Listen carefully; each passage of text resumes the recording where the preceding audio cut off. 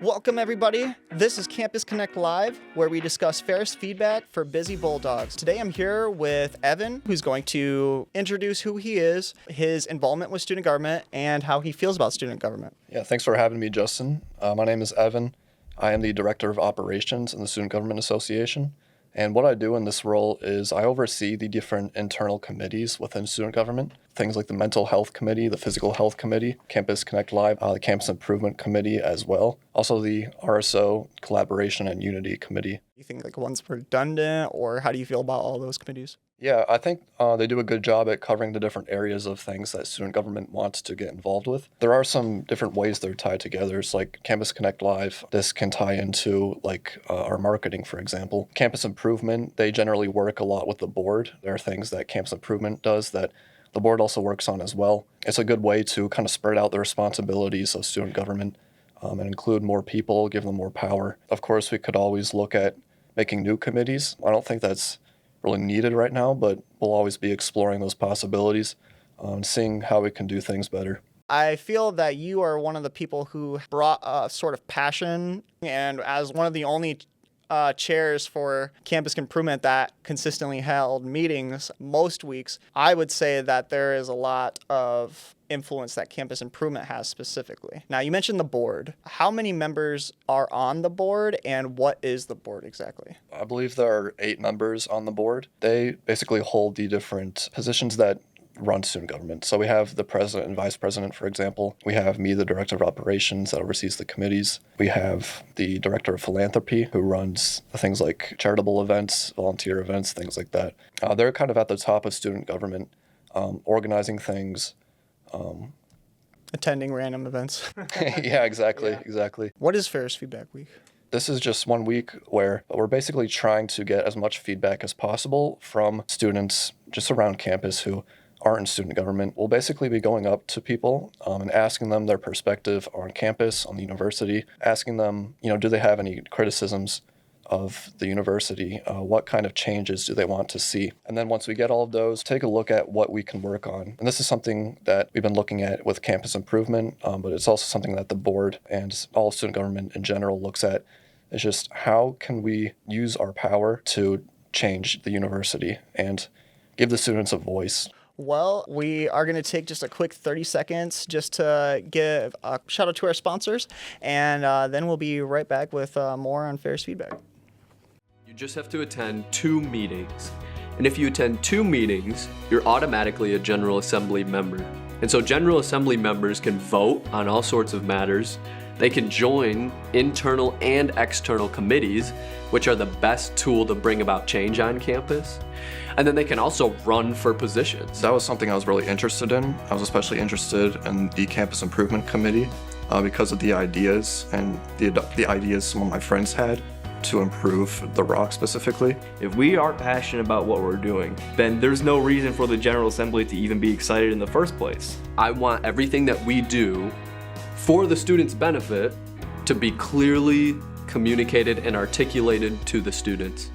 That was really the driving factor of why I joined student government. I would say just get involved. Welcome back. Right now, we're just going to kind of go into Ferris Feedback some more. And you mentioned Ferris Feedback being a whole week event. I find that these kind of maybe surveys, things like that, they haven't really worked in the past. We just haven't gotten a lot of responses. So yeah. I think that going up to people in person, not only can we get verified responses, but it also puts a face to student government, which is something I think we really want to work on. We've discussed that a lot of students just have no clue what student government is. They don't even know we have a student government. I think, going up to students in person, that's just a small way to associate ourselves around campus and put a face to this organization. What would you say student government's biggest obstacle is right now? What I was just talking about, the fact that we don't have this huge reach. There are a lot of students who just don't know that we exist. There was an article written about student government a few weeks ago that painted us in a pretty negative light. There were some valid points in that, but there was also some issues with the fact that the writer of the article didn't include any perspectives from anyone in student government. It wasn't very informative for the other side. Exactly, yeah. So we just really want to work on getting our name out there doing things around campus, putting on events that, first of all, help students, but also put our name out there. We want to be able to show students that we are doing these things, we are planning these events. Assume there's a guaranteed way that every student knows about student government, theoretically. What does that change in terms of what you and the rest of the board are working on right now? If every student knows about student government, we're probably going to be getting a lot more ideas and input from students. If they know that student government exists and student government can help them with their RSO maybe, or really any ideas they have for the university, we'll be getting a lot of that input. And that's something we've been working on. That's why Ferris Feedback Week exists. We just want to get input from students.